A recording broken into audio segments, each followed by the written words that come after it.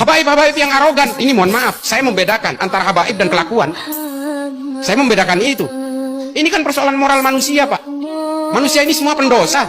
Orang yang merasa paling suci itu paling sibuk menutup segala dosanya.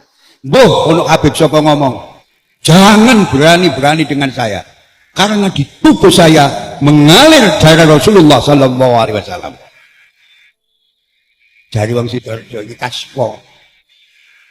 Tas tujuane wong cek percaya duwike cek metu.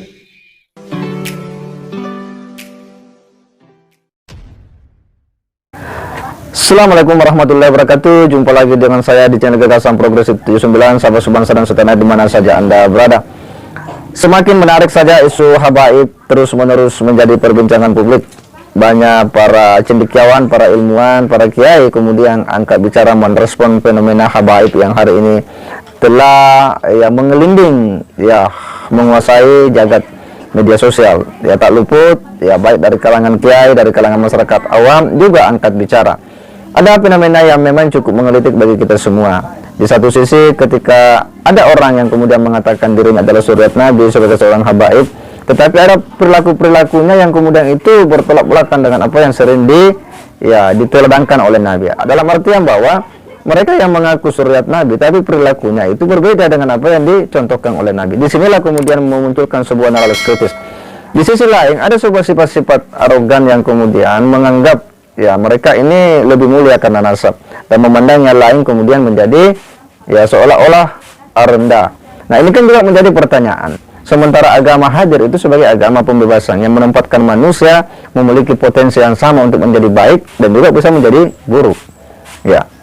Keberimanan seseorang itu akan mengangkat derajat seseorang. Keilmuan seseorang, kealiman itu yang akan mengangkat seseorang pada derajat yang tinggi, bukan pada nasab. Nah, disinilah kemudian banyak orang yang mencoba menelisik jauh ke dalam. Ada apa di balik semua ini?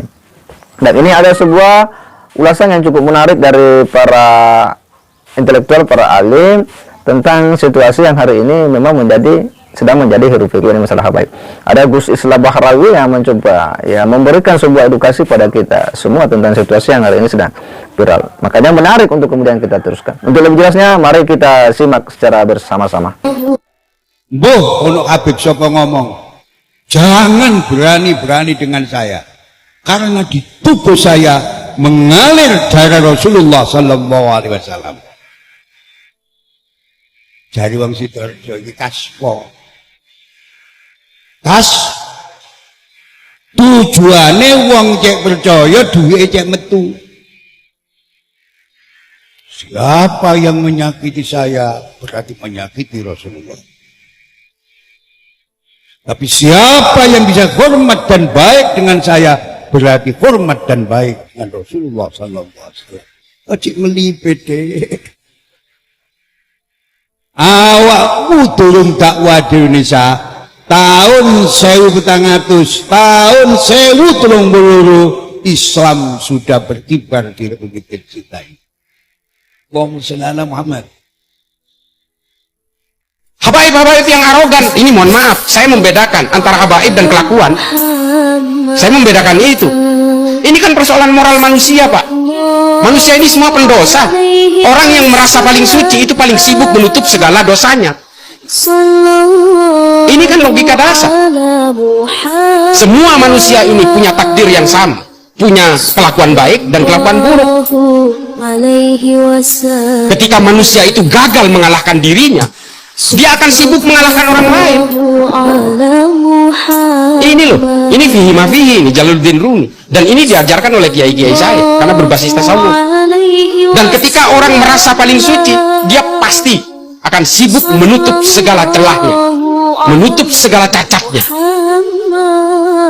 Kita nggak perlulah merasa paling suci, kita ini nggak punya sifat maksum kok. Kita bagaimana caranya kita menghargai manusia lain? Kita menghargai dan membentuk perdamaian di antara seluruh umat manusia. Ini kan ajaran-ajaran kitab NU, Al-Mujalah wa Jahirul Ilmi. Irsyadul Ibad juga menulis itu, bahwa kita betul-betul harus bertumpu kepada kemanusiaan. Habib Ali Al-Jufri, Al-Insaniyah Qabla Tadayyun, itu mengatakan, sebelum kamu mengenal agama, kenali dulu kemanusiaan. Kalau enggak, kamu itu akan arogan. arogannya akan mengalahkan konsep-konsep ketuhanan. Kamu akan merebut wilayah-wilayah ketuhanan. Kamu akan sombong karena agamamu. Ini Habib Ali Al-Jufri. Dan diterbitkan dalam berbagai bahasa. Al-Insaniyah Qabla Tadayyun, Humanity Before Religiosity. Saya punya dua, versi Arab sama versi bahasa Inggrisnya. Dan gak ada yang menerjemahkan ke bahasa Indonesia. Saya heran juga, padahal buku ini luar biasa ini. Cuma 21 halaman. Silakan baca, Bapak Ibu sekalian. Mungkin ada yang udah baca. Kita ini kan semua beragama karena keturunan, Pak. Bapak Ibu sekalian, para kiai, mohon maaf.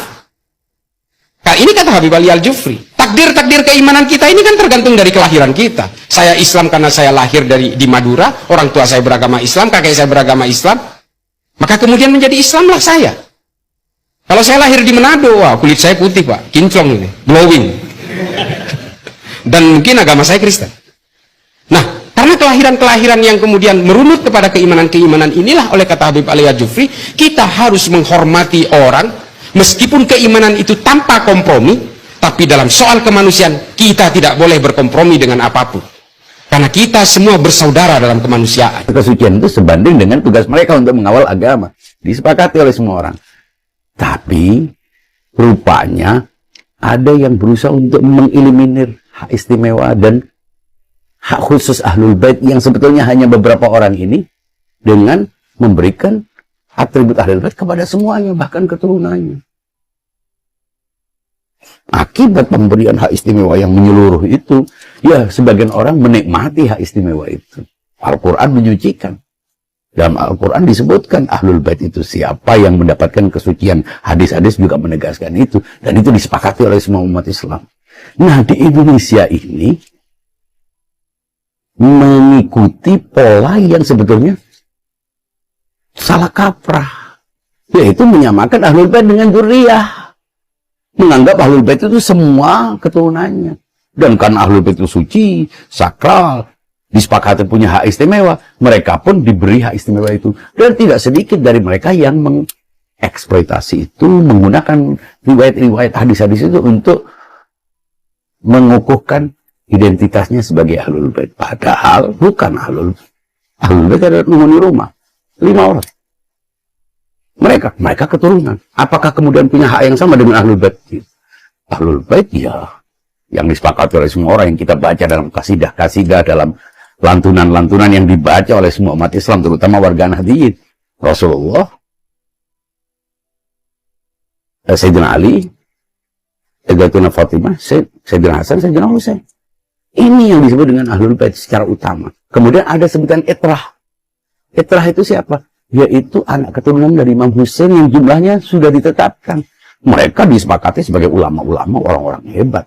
Kalau dalam Syiah disepakati sebagai imam, tapi kalau di kalangan para sufi mereka adalah wali-wali utama yang merupakan mata rantai akhir dari semua tarekat-tarekat sufi. Mestinya harus dibedakan. Ada Ahlul Bait, ada Itrah, ada dzurriyyah. Nah, dzurriyyah ini siapa? Dzurriyyah semua keturunannya. Apakah punya hak istimewa sebagaimana Ahlul Bait? Tidak. Apakah punya hak istimewa sebagaimana Itrah? Itu tidak. Kenapa? Karena mereka sama.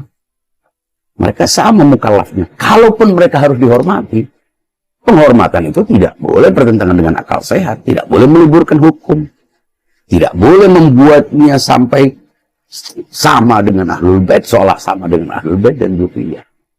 Jadi kalau salah, ya mereka harus dianggap salah. Kalau dihormati, penghormatan itu tidak boleh membuatnya lupa diri. Agar apa? Agar ketika melakukan perbuatan negatif, tidak malah kecewa berbalik. Ini sama dengan orang yang awalnya menjadi pembantu seseorang, asisten atau pegawai, ketika kecewa, justru makin membenci. Ini kan karena salah kaprah dalam memperlakukan dzurriyyah nanti.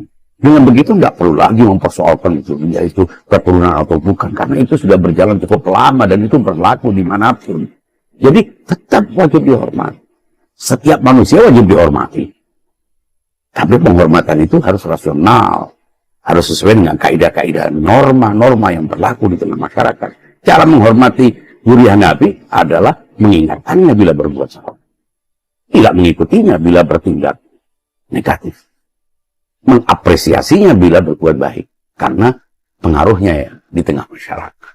Jadi sebetulnya ini semuanya adalah persoalan sakit hati atau jangan-jangan ada kepentingan politik yang mungkin mengarah kepada salah satu tokoh yang akan meramaikan kontestasi politik. Padahal sebetulnya tidak terkait dengan urusan duriah, tidak terkait dengan